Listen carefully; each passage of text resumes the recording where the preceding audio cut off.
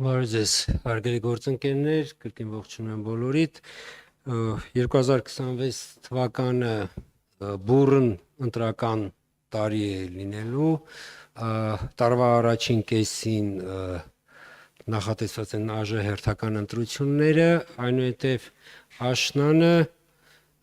տեղի են ունենալու ծավալներով ամենաշատ թիմ ընտրությունները, մասնավորապես աշնանը նախատեսվող թիմ ընտրություն 46 մեր 70 համայնքներից 46-ում 26 թվականի աշնանը մենք ունենալու ենք ընտրություններ, այսինքն 65% համայնքների ենթադրում եմ, որ տեղի ունենալու ընտրություններ։ Այդ իսկ պատճառով Կենտրոնական ընտրական հանձնաժողովի բյուջետային հայտը 26 թվականի համար մեր կառույցի համար շատ մեծ է, 7 միլիարդ 568 միլիոն մի փոքր ավել գումար է նախատեսված։ Այստեղ եթե զուտ հայտով նայելու լինենք, մեր եւ ֆինանսների նախարարության անհամաձայնությունը ամենավերջի փուլում հանգել է 30 միլիոն դրամի, խնդրի, որը որ ֆինանսների նախարարությունը այդպես էլ չներառեց մեր հայտի մեջ, իսկ 30 միլիոն դրամը դա ԱՎԲ-ի, այսինքն ընտրական մարմինների միջազգային ասոցիացիայի կառավարման խորհրդի նիստի,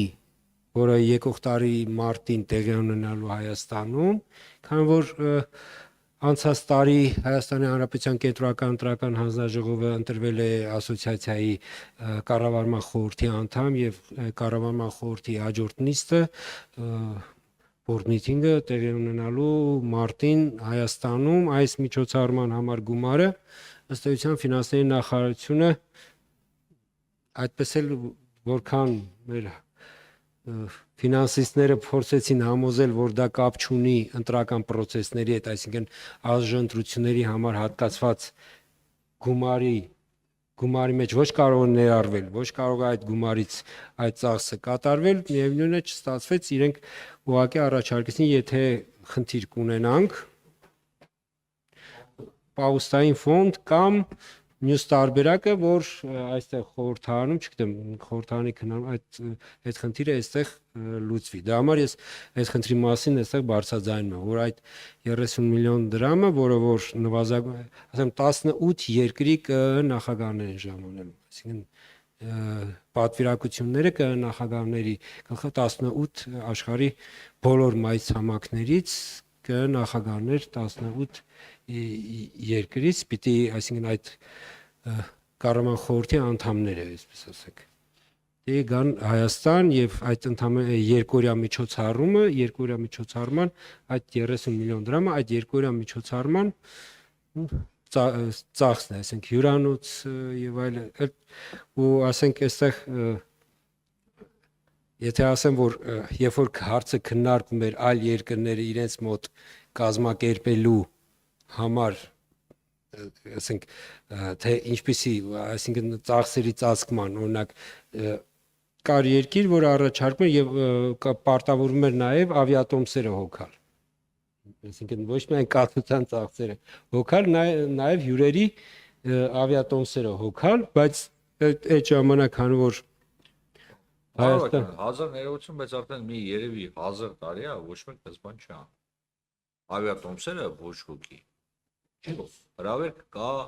լոկալ ծախսեր հոգ։ Դա համար եմ, այո, ճիշտ եք, պարոն Վարդանյան, դրա համար եմ ասում, կար երկիր,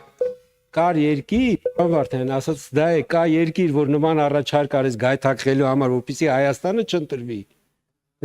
Բայց Հայաստանը ընտրվավ։ Եվ նաև այդտեղ շատ կարևոր էր, որ մեր վերջի տարիների ձեռքբերումը ընտրական համակարգում, նաև դա էր շատ կարևոր այդ հանգամանքը։ Ինչևէ, սա խնդրի, եթե ասում եմ խնդրանքս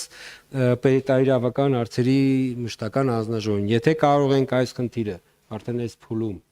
որևէ կերպ լուծել, այդ թվում որտեղ ֆինանսների նախարարությունը ինքը առաջարկեց, որպեսզի հետագա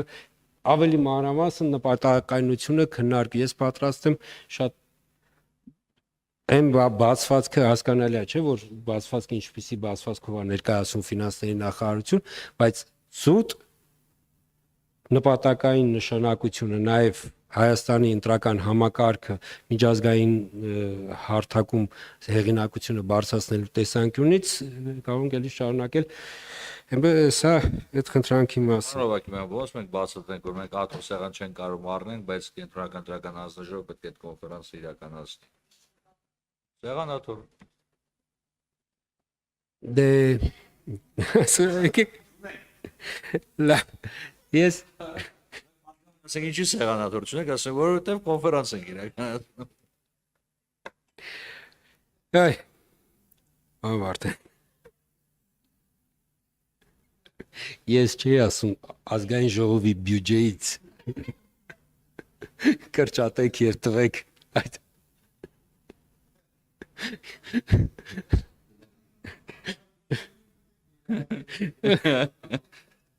Բայց բոլոր սեղանաթոռներն է կրճատել, դա խնդի։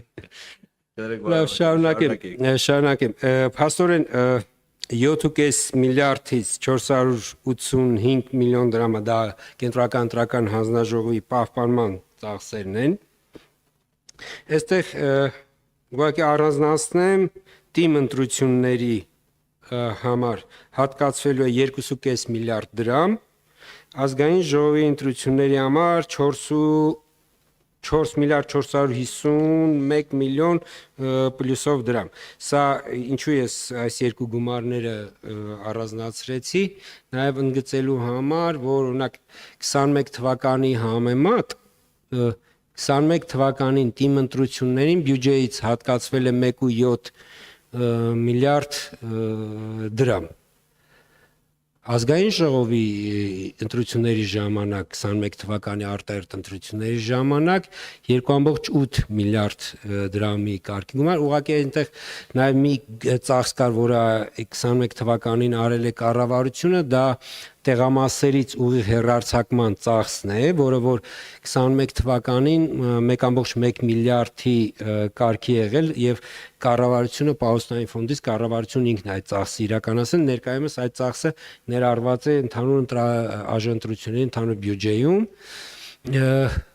եւ այդից պատճառով պայմանավորված արդեն դարել է 4 միլիարդ 451 միլիոն, այստեղ ծախսի աճը նաեւ պայմանավորված է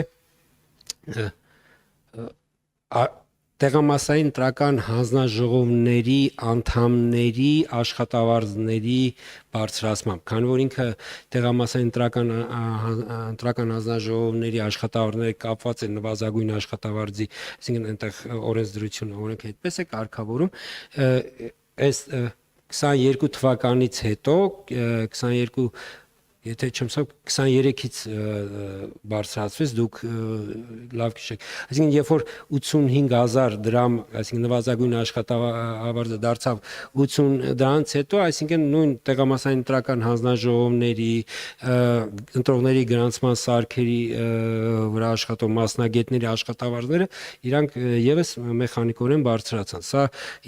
նկատի ունեմ այն տարբերությունը, որը որ արկա է 21 թվականի եւ 26 թվականի ընտրությունների բյուջեների միջև։ Կարծում եմ այսքանը